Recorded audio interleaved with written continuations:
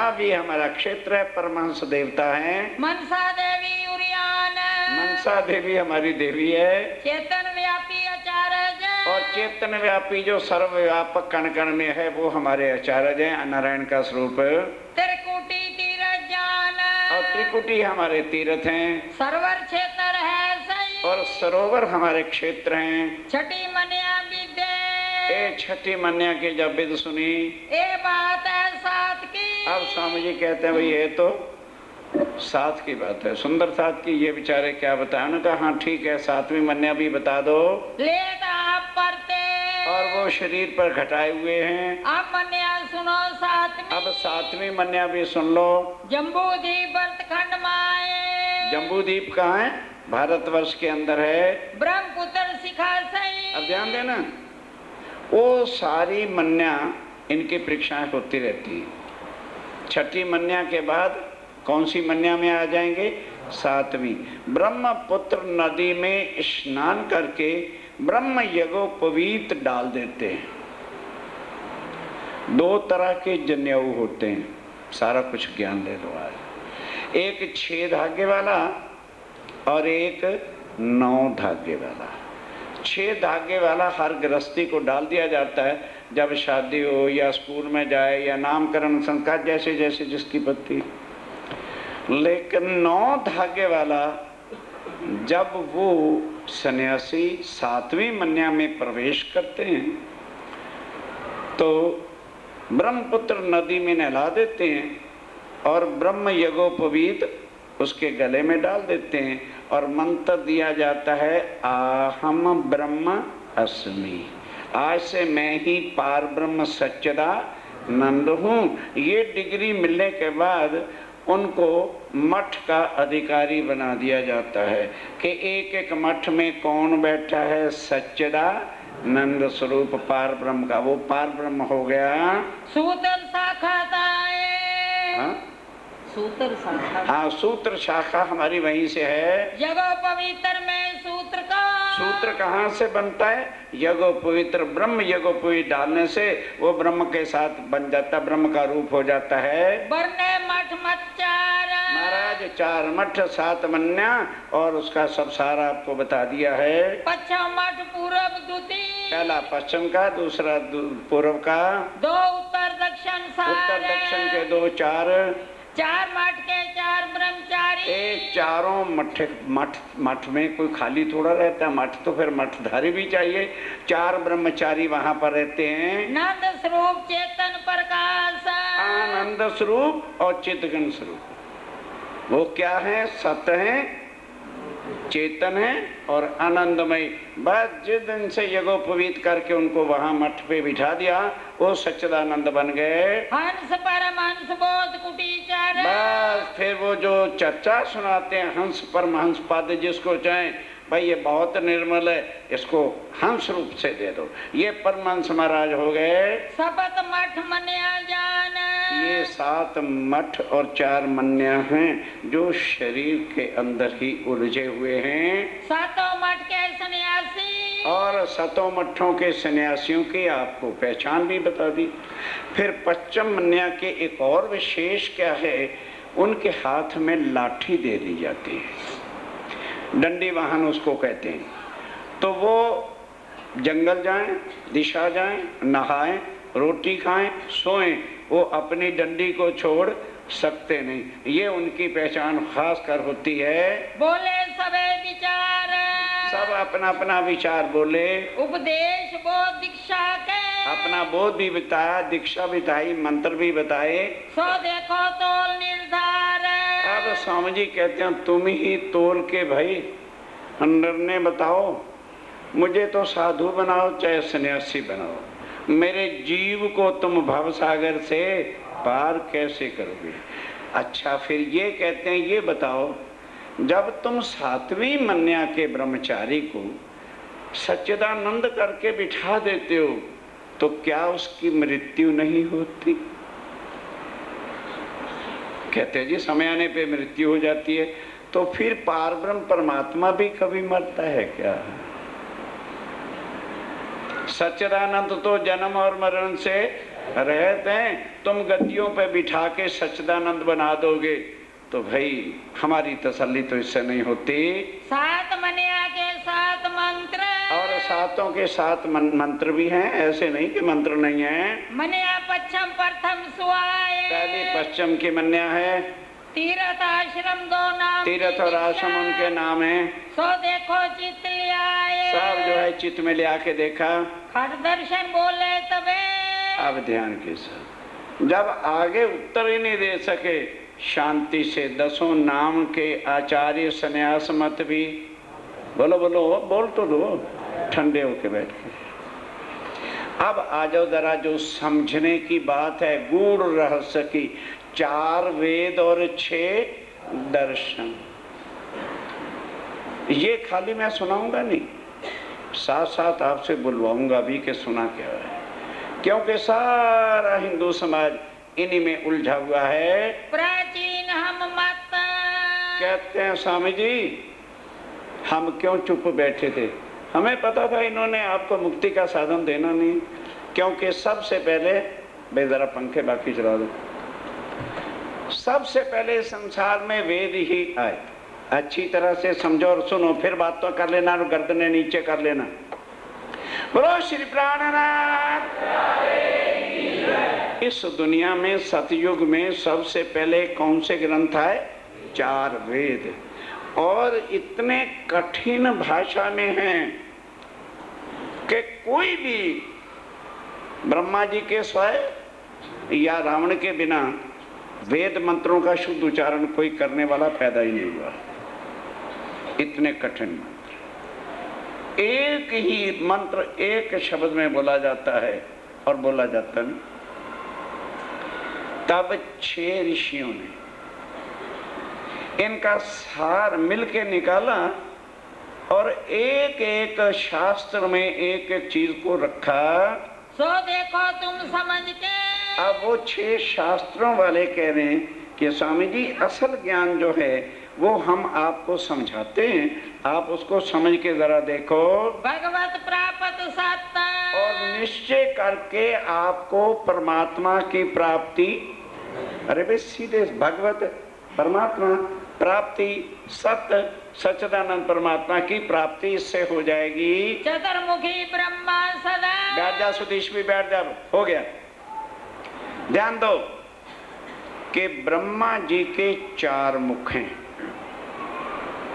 और चारों मुखों से अब भी हमेशा अहनिश दिन रात 4 वेदों का ही उच्चारण होता ही रहता है। 4 वेद नित्यान, हमेशा 4 वेदों का उच्चारण ब्रह्मा जी अपने चारों मुखों से करते ही रहते हैं। अध्ययन निष्करे, अध्ययन अहनिश दिन और रात अध्ययन करते रहते हैं। पूरा मुखे ऋग जान, ध्यान के साथ भाई, पूर्व मुख से कौन सा वेद? बोलो बोलो, क्यों पिछलों ने हिस्सा नहीं लेना क्या? वो टेके लगा के गद्दियां लगा के बैठे हैं दीवार के साथ। छोड़ो दीवारों को जरा, छोड़ के बैठो, ये लाइन वाले भी। पूर्व के मुख से कौन सा वेद? मुंह से बोलो, ऋग्वेद। अध्ययन होता है। अध्ययन उत्तर मुखे, और उत्तर के मुख से कौन सा वेद बोला जाता है? करे अथर्ववेद, अथर्ववेद। पूर्व के मुख से ऋग्वेद, उत्तर के मुख से अथर्ववेद। पश्चिम मुख थे बोली, और पश्चिम मुख जो है वो यजुर्वेद के, जो वेद के भेद बोलता है। यजुर्वेद के भेद, यजुर्वेद के पूर्व वाले मुख से और उत्तर वाले मुख से और पश्चिम वाले यजुर्वेद। दक्षिण मुख थे उच्चरे, और अब रह गया दक्षिण मुख, उससे कौन सा वेद रह गया? श्याम वेद। दक्षिण मुख से श्याम वेद उच्चारण होता है। श्याम वेद नित्यान, नित्यान हमेशा इन 4 मुखों से 4 वेदों का उच्चारण होता है। इनके खटियांग है सही। स्वामी जी उन्हीं 4 वेदों के 6 दर्शन हैं। वेदों में और 6 दर्शनों में कुछ भी अंतर नहीं है, केवल वेद गूढ़े एक संस्कृत भाषा में और ये सरल भाषा में है। कहो तिनके प्रमाण, अब उनके प्रमाण हम देते हैं। क्या क्या है? प्रगट देव मुख पूरब से, पूर्व के मुख से कौन सा शास्त्र निकला? न्यायिक दर्शन। न्यायिक दर्शन। ऋग्वेद था ना, उसका सार न्यायिक दर्शन है। पश्चिम मुख से प्रगटे और पश्चिम के मुख से 3 शास्त्र निकले हैं। तिनके कहो वचन। उनके वचन सुनिए। पातंजल और शांख मत। पातंजल और शांख मत। विशेषक परवान। विशेषक पातंजल और सांख्य। एक बार फिर दोहरा लो। विशेषक पातंजल और सांख्य दर्शन ये पश्चिम मुख से उचरे हैं। पश्चिम मुख से प्रगटे ये पश्चिम मुख से 3 शास्त्र प्रगटे हैं। 3 शास्त्र ज्ञान। ये 3 शास्त्र हैं। मीमांसा दर्शन चतर। और मीमांसा दर्शन ये 5वां है। दक्षिण मुख से होए। ये दक्षिण मुख से निकला है। अति निर्मल वेदांत मत। के स्वामी जी वेदांत जैसा मत कोई निर्मल है ही नहीं, कोई संशय नहीं है। उत्तर मुख से सोए। और उत्तर मुख से जो है वो वेदांत मत है।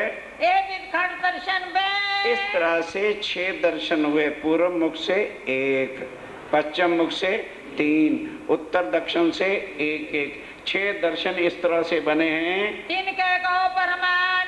अब उनके हम प्रमाण बताते हैं। खटाचार्य जैसे ये अपने आप थोड़ा बन गए। 6 दर्शनों के 6 आचार्य भी हैं जिन्होंने बनाए हैं। नाम सुनो ते ज्ञान। अब उनके नाम भी सुनो और एक का ज्ञान भी सुनो। गौतम ते प्रत्यक्ष हुआ। गौतम ऋषि ने कौन सा शास्त्र बनाया? न्याय शास्त्र प्रकाश। भूला नहीं। गौतम ऋषि ने कौन सा बनाया? न्यायक। जल्दी से कई न्याय शास्त्र कह देते हैं। न्यायिक शास्त्र न्याय दर्शन बनाया। मीमांसा दो मिल गई। और मीमांसा दर्शन जो है वो 2 ने मिलके का है। जन्मेजय और व्यास जी ने मिलके दोनों ने बनाया है। जयमुन जी और व्यास। जयमुन ऋषि और व्यास ने दोनों ने क्या क्या किया है? कर्म विवेक जयमुन का। कर्म ही परमात्मा है और कोई परमात्मा नहीं, ये जयमुन ने कहा है।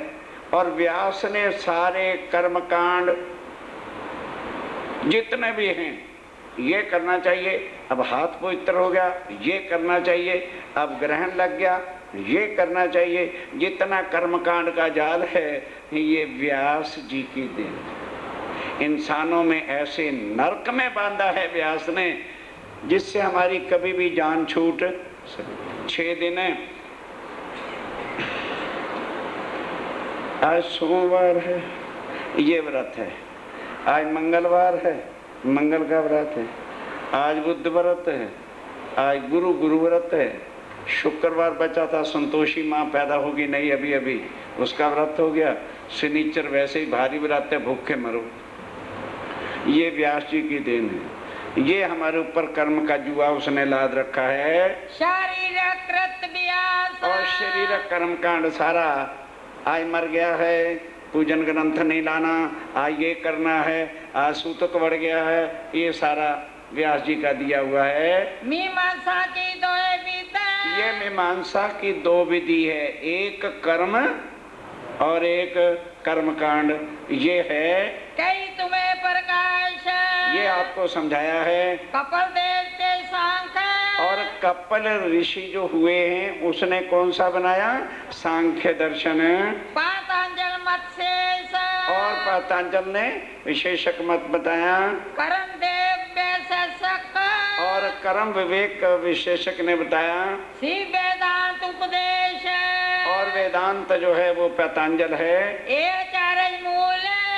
और शिव जो है वो वेदांत मत है। 5 के जुदा जुदा रूप बता दिए। ये इनके 6 दर्शन है, 6 ऋषियों ने बनाए। 6 शास्त्र के लेख। अब 6 शास्त्र के लेख सुनो। बात चक्र को करते। भाई ये 6 के 6 किसकी बात करते हैं? 4 वेदों की बात करते हैं। 4 वेदों से परे की बात ये नहीं करते। भिन्न भिन्न मत देख। और भिन्न भिन्न इसके अंदर मत है। न्यायिक दर्शन की। लो भी सावधान हो जाओ। अब न्यायिक दर्शन जो है उसकी बात सुनो भाई जरा। जो वेद वाले या जो सदा उठे बैठे हरिओम ओम हरिओम ओम। आज उसकी भी व्याख्या प्यार से सुनो। अब न्यायिक दर्शन वाले क्या हैं? वेदवाद विद्याएं। कि स्वामी जी वेद क्या विधि है, क्या भाषा है, क्या सार है? अच्छी तरह से सुनिए। माया जीव ईश्वर त्रयी। सावधान, जिनको इन 3 दिन की चर्चा अच्छी ना लगे वो कृपा करके मत आए।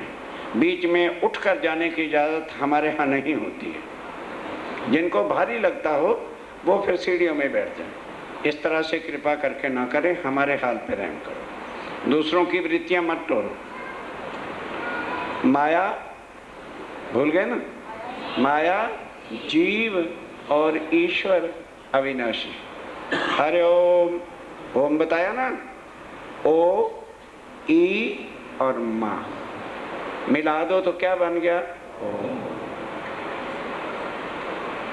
ओ परमात्मा, ई माया और जीव, ये तीनों अविनाशी, जिनका कभी भी नाश नहीं होता। ये न्यायिक दर्शन वाले बता रहे हैं। बिना नाद सुआए। और जुदा भी जब होते हैं पर अनादि हैं। ना माया का नाश है, ना ईश्वर का नाश है और ना जीव का नाश है। 20 एक परनाल का। तब स्वामी जी ने कहा जी फिर ये रहते कहाँ हैं? कहने लगे महाराज ये कोई बात थोड़ी है। अंदर सब के 21 पसलियां हैं। ध्यान से, 10 पसलियां होती हैं राइट साइड में और 11 पसलियां होती हैं लेफ्ट साइड में। ये सीढ़ियां, इसको सीढ़ियां कहा है। 21 सीढ़ियां हैं और दुख ही दुख की हैं। इसमें ईश्वर भी रहता है। समझ आ रही कि नहीं आ रही? माया भी इसके अंदर है और जीव भी इसके अंदर बैठता है। सीढ़ी दुखी जौन। पर है स्वामी जी ये 21 की 21 ही दुख की है। नाश होए तब सुख को। स्वामी जी ने कहा भी फिर वेद पढ़ने की जरूरत क्या है? जब तुम्हारे वेद के इस शास्त्र को अपना लें तो फिर हमें दुख मिलना है। तो फिर सुख का तो नाश हो गया, तो फिर आदमी को पशु बने रहना चाहिए। फिर किसी धर्म में जाके क्या करेगा? प्राप्त होवे तो न। फिर हमें तो दुख ही मिलना है तो सुख कहाँ से मिलेगा? प्रश्न कियो श्री जूत में। स्वामी जी ने एक प्रश्न किया। तुम्हें नहीं विचार। कहने के महाराज जरा वेदों से विचार करके बताइए। ईश्वर जीव विनाश है। और तुम्हारे शब्दों के अंदर तो ईश्वर का भी नाश, क्योंकि शरीर का एक दिन नाश होगा, अंदर ही ईश्वर मर जाएगा और अंदर ही जीव मर जाएगा और अंदर ही सब कुछ तुम खत्म कर दोगे। तुम्हारे वचन मंझार। तुम्हारे ज्ञान के हिसाब से 20 एक सीढ़ियां कहीं। और जो तुमने दुख की सीढ़ियां बताई हैं, दुखी बारी जौन। दुख का ही साधन सारा बताया है। तीन मत माया जीव सब। और उसके अंदर माया भी, जीव भी और ईश्वर भी कहते हो। कौन सुखी सो कौन। फिर सुख आनंद आदमी को प्राप्त कहाँ से होगा? सूक्ष्म स्वरूप नित्य तुमको। आप ध्यान के साथ ऐसे नहीं स्वामी जी कहते कि तुम सूक्ष्म नित्य कहते हो, अखंड है, और स्थूल का नाश कहते। समझो, समझा के आगे बढ़ूंगा। सूक्ष्म क्या है? जो हमारे अंदर बोल रहा है। अंदर जो बोल रहा है चेतन है, ये क्या है? सूक्ष्म। और ये जो बाहर है ये क्या है? स्थूल है। अब समझेगी? तभी उस दिन पूछा था वासुदेव जी से, तो कहने लगे जी ये जिंदा, ये मरा हुआ है, ये आज भी मुर्दा है, अंदर वाला चेतन है, इसलिए इसको चेतन लेके फिर रहा है। आप ध्यान दो, सावचेत हो जाओ, बड़ी गहरी बात है। स्वामी जी कहते हैं तुम सूक्ष्म को, बोलो बोलो, नित्य कहते हो, और स्थूल का नाश कहते हो। कहते हैं 1 मिनट सब प्रैक्टिकल करो। वो जो हमारे अंदर सूक्ष्म है उसको निकाल के बाहर रख लो। नहीं समझाई? समझ नहीं आ रही? जो अंदर चेतन सूक्ष्म है उसको निकालो और बाहर रख लो। आप बताओ कौन जिंदा? दोनों मर गए। नहीं समझ आई? इसमें से चेतन निकला, मट्टी पड़ी है, और वो सूक्ष्म जो है वो चेतन के बिना कभी रह नहीं सकता। सूक्ष्म निकल गया, तभी गीता क्या कहती है? जीर्णानि वस्त्राणि यथा विहाय। जिस तरह से फटे हुए कपड़े को इंसान तुरंत बदलता है, इसी तरह से जीव निकलता बाद में है और योनि पहले तैयार होती है, उसमें जाके बैठ जाता। इतना समय भी नहीं लगता। 13 दिन तक आत्मा भटकती है, बैठ के रो रहे हैं। ये है अंधी दुनिया। आप जो चौथे दिन क्रिया कर रहे हैं उनके जीव कहाँ जाता है? सब पखंड के ढोंग व्यास जी ने फांसी गले में डाली हुई। समझो तब छोड़ना, नहीं तो भाई 21 दिन के बाद क्रिया करो, हमें क्या ऐतराज? करो, सोचो। पार ब्रह्म का ज्ञान है और वेदों के हिसाब से। स्वामी जी क्या कह रहे हैं? एक एक शब्द को सुनिए। स्थूल के तो नाश। तुम स्थूल का नाश कहते हो और सूक्ष्म को अखंड कहते हो। 20 एक सीढ़ियों से, और 20 एक सीढ़ियां जो तुमने बताई हैं, कहा नित्य को वास। फिर ये बताओ इसमें नित्य कहाँ वास करेगा? अखंड कभी भी इसमें रह सकता नहीं, क्योंकि इसका तो नाश ही नाश है। तब मीमांसा दर्शनी। बस, कोई उत्तर नहीं। न्यायिक दर्शन शांत। अब आ जाओ, जरा कुछ हो जाता है ना, हम मेरे कर्म खोटे, पकड़ के रोते हैं। आंखें खोलो, कर्मों को मत रोवो। आज उसको भी लेके जाओ। कोई गल हो गई, कर्मा चे हो सी भाई, साढ़े कर्मा चे हो सी, कर्मों को रोते हैं। आज उसकी भ्रांति से भी बाहर आओ। अब मीमांसा दर्शन आ गया, जो क्या कहता है ध्यान से सुनिए। बोले कर्म प्रधान। के स्वामी जी, कोई परमात्मा नहीं, कोई ईश्वर नहीं, कोई जीव नहीं। नहीं समझे? ये कर्म की क्लासेस हैं, प्राइमरी, हाई स्कूल और एमए। जो अच्छे अच्छे कर्म करता है जीव, तो पशु योनियों से निकलकर मनुष्य तन में आ जाता है। फिर अच्छे कर्म करता है तो ईश्वर बन जाता है। फिर और अच्छे कर्म करता है तो वही जीव परमात्मा बन जाता है। कुछ दिन तक वो परमात्मा बना रहता है, फिर उसके कंपैरिजन में दूसरा कोई जीव उससे भी अच्छे कर्म करता है, तो पहले परमात्मा को हम नीचे उतार देते हैं।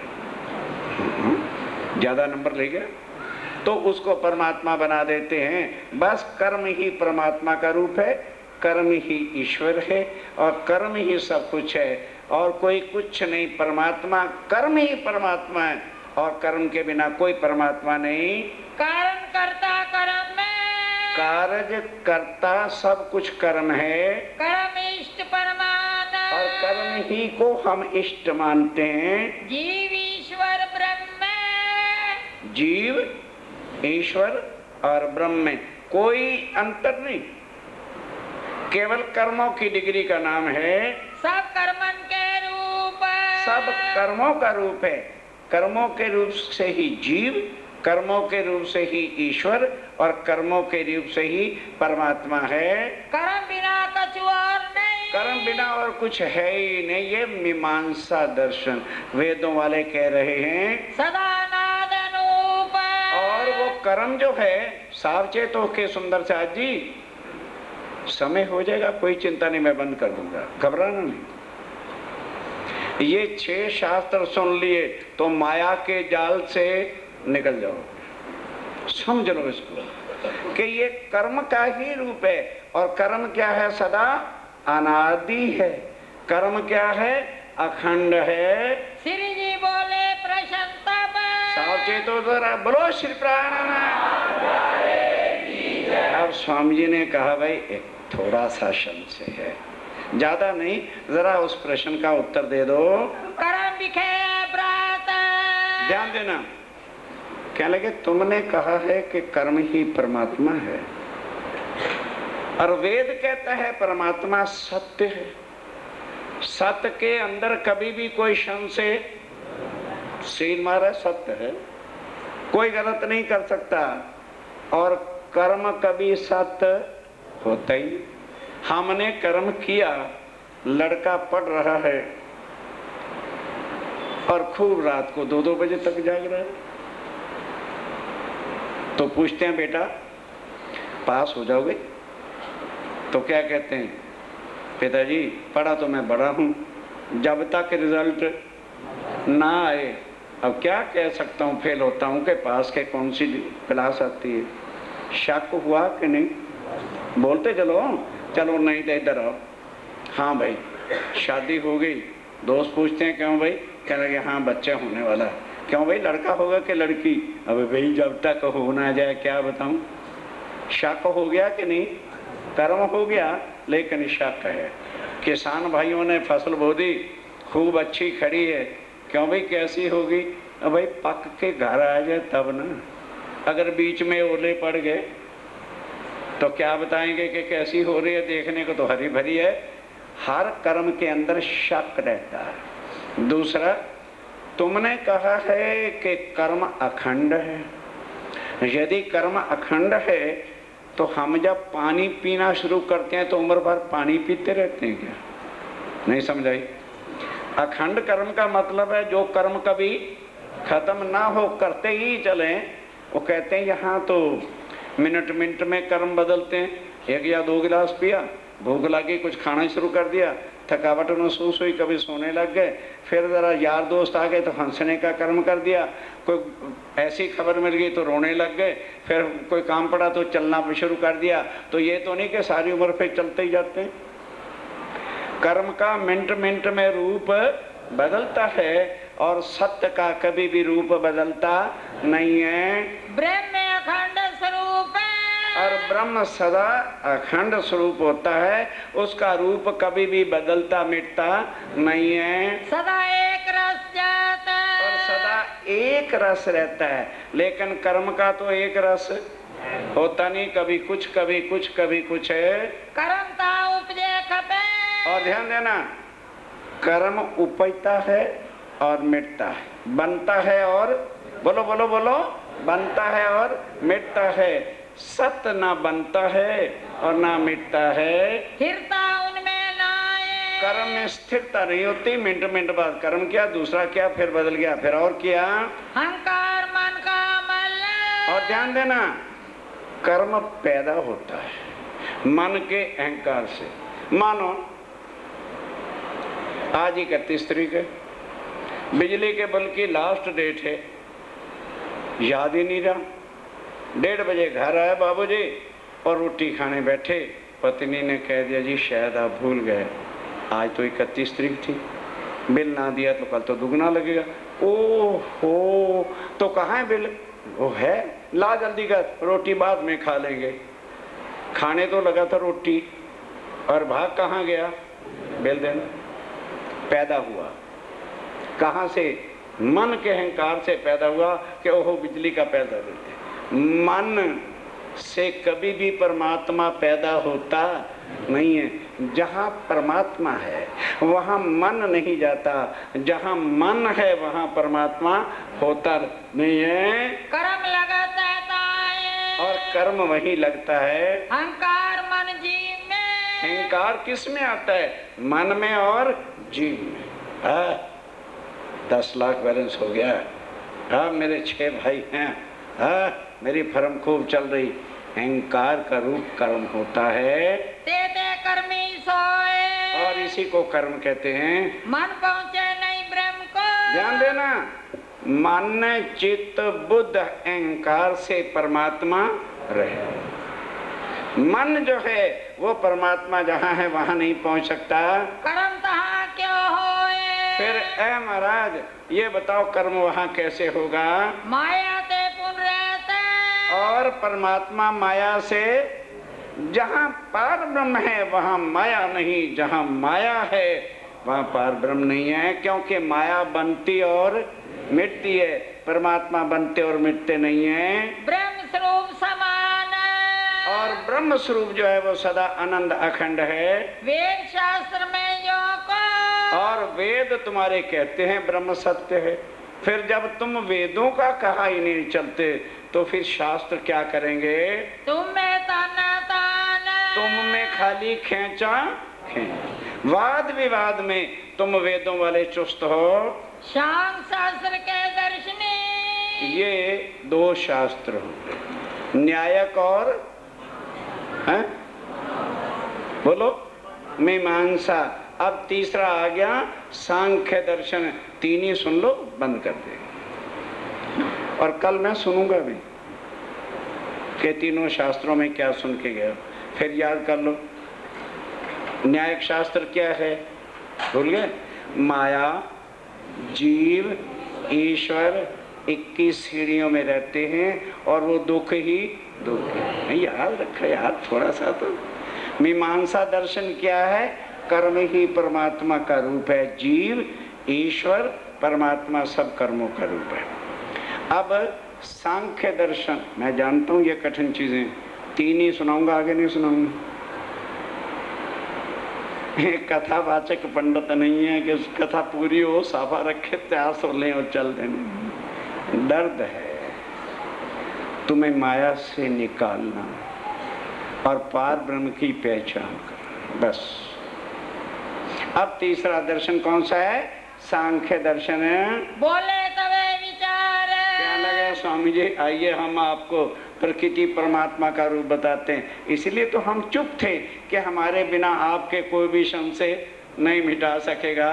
प्रकृति पुरुष सबके परे। ध्यान दो, प्रकृति और पुरुष यही परमात्मा का रूप है और वो सबसे परे है। सबको कारण सार।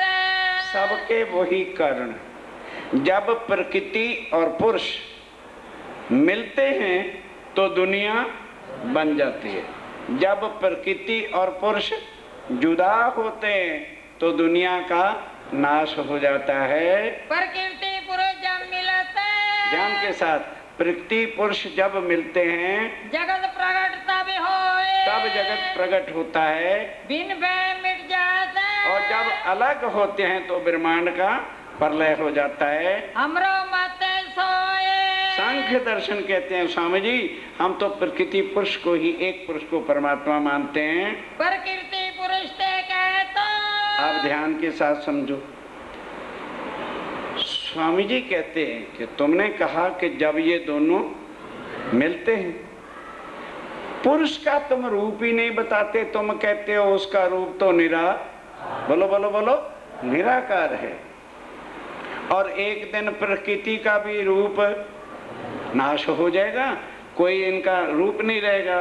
तो फिर इतना बता दो, पुरुष का रूप पहले तुम नहीं मानते, प्रकृति का रूप जब नहीं रहेगा फिर ये दोनों कहाँ, किस जगह, किसको मिलेंगे? जगत बेओ सबे। नहीं समझ आई? जब दोनों का रूप नहीं रहेगा कहाँ मिलेंगे? कौन मिलेगा और किसको मिलेगा? अंधेरा, अंधेरा ताड़ियां हो जाता फिरेगा। भाई वो पहले ही परमात्मा का रूप क्या कहते हैं? निराकार है। अब प्रकृति का भी रूप मिटेगा, जब प्रलय होगी तो इसका भी रूप नहीं रहेगा, दोनों निराकार हो गए। तो स्वामी जी कहते हैं फिर कौन, जिसका रूप ही नहीं तो क्या अंधेरा अंधेरे को मिलता फिरेगा? कौन किसको कहां पर, कौन किसको कहां पर मिलेगा? सूरज दृष्टि मन। तुमने तो ऐसे बता दिया जी सूरज निकला हुआ है पर अंधेरा ही अंधेरा है। ये कैसे समझा जाए भाई? यही बड़ा संदेह। ये मेरा संदेह है, जरा इसको मिटा दो। माँ पर ले जान दो तुम्हारे वेदों के हिसाब से सारे जगत का महाप्रलय हो जाना है। प्रकृति पुरुष लोहोय और प्रकृति पुरुष काल पुरुष जिसको कहते हो उसका भी प्रलय हो जाएगा।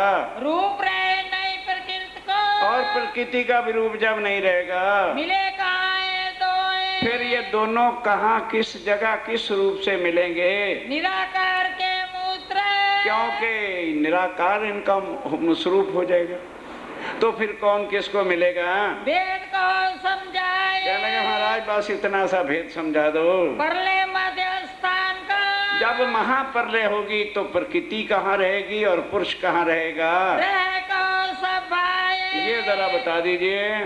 जो तुम अपनी बुद्ध कर स्वामी जी कहते हैं जरा सोच के, ग्रंथों के रट्टे से ही काम नहीं चलेगा। अजी हमने ग्रंथ सीख लिए तो क्या हो जाएगा? जरा अपनी बुद्धि से सोच के बताओ। निराकार को ताए जब तुम परमात्मा को ही निराकार कहते हो फिर सृष्टि को बनाने वाला कौन है? बोलो भाई, सृष्टि का रूप नजर आ रहा है कि नहीं? कितने कितने बड़े पहाड़, कितने कितने समुद्र, कितने कितने विचित्र यहाँ पर सब कुछ है। तो किसी ना किसी ने तो बनाया होगा। कहते हैं बनाने वाले का रूप ही नहीं है। वो कहते हैं जरा समझा तो दो। तो मिलन को कैसे दियो फिर इनका मिलन कैसे हुआ? जब तुम कहते हो उसका कोई रूप ही नहीं है तो फिर कौन किसको मिला था, कैसे मिला था, जरा ये समझा दो। दो भेद पुन्नाए जरा ये दोनों भेद बताओ मुझे। आगे नहीं बढ़ना। जो तुम अपनी तीन शास्त्र हो गए। कौन कौन से? न्यायिक शास्त्र वालों ने क्या बताया?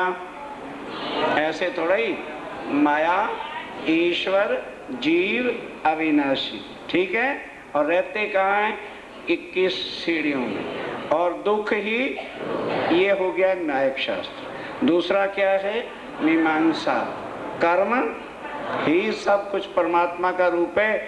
जीव भी, ईश्वर भी और परमात्मा भी। एक कर्मों की डिग्री है, कर्म अखंड है, सत्य है, उसको स्वामी जी ने काटा। तीसरा क्या है? सांख्य दर्शन। प्रकृति पुरुष और पुरुष निराकार। और फिर मिला कैसे था, सृष्टि बनी कैसे थी, और प्रकृति का भी रूप नहीं रहेगा तो कौन किसको कहाँ में। ये तीन शास्त्र हो गए। तीन शास्त्र बाकी हैं, वो कल सुनना। जो तुम अपनी बुद्ध कर जो तुम्हें अपनी बुद्ध कर निराकार को ताए निराकार को ताए तो मिलन को कैसे भयो तो मिलन कहो कैसो भयो। दो भेद पुनः नाय दो भेद पुननाए दो। बोलो श्री प्राणनाथ। कल तीनों शास्त्रों के वर्णन के बाद सब धर्माचार्य मिलकर स्वामी जी पर प्रश्न करेंगे। इसलिए भाई प्रार्थना कर सकता हूँ कि कल कैसे भी हो लेट होने का प्रयास ना करें। हम शुरू करने के लिए बसों की इंतज़ार देखते रहते हैं, लेकिन काफ़ी बस लेट हो जाए तो हम मजबूर होते हैं। इसलिए बस वाले सुंदर साथ से प्रार्थना है कि भाई अपने ड्राइवर को जैसे तैसे करके समय पर लाने का प्रयास करो। आप पहले भोग बोलेंगे, फिर अर्जी बोलेंगे, फिर प्रसाद लेकर हम नीचे जाएंगे। कई सुंदर साथ कहते हैं जी यहाँ प्रसाद क्यों नहीं बढ़ता, यहाँ भी बांट सकते हैं पर नीचे कालीन है। प्रसाद बंटने में थोड़ा बहुत नीचे और वो खराब हो जाएगा, इसलिए ये व्यवस्था की है कि प्रसाद लेके सीधा नीचे उतर जाइए। आपका ही कालीन है, फिर बिगड़ जाएगा, फिर 40-45 हज़ार की सेवा लगेगी, फिर वो मुश्किल हो जाता है। इसलिए ज़रा सावधानी से प्रसाद लो। प्रसाद प्रसाद है। बांटने वाले थाल बचा के नीचे की बजाय ज़रा पहले से ढंग से प्रसाद दें, सबको ठीक ठीक मिल जाए। और कल पुजारी जी को भी नहीं प्रसाद मिला, प्रसाद बांटने से पहले एक कटोरी में, ज़्यादा थाल भर के नहीं, कटोरी में थोड़ा रख दो, क्योंकि जो सेवादार और भी ऊपर होते हैं, रह जाते हैं, उनको भी राज्य महाराज का प्रसाद मिल सके। बोलो श्री प्राणनाथ। नगन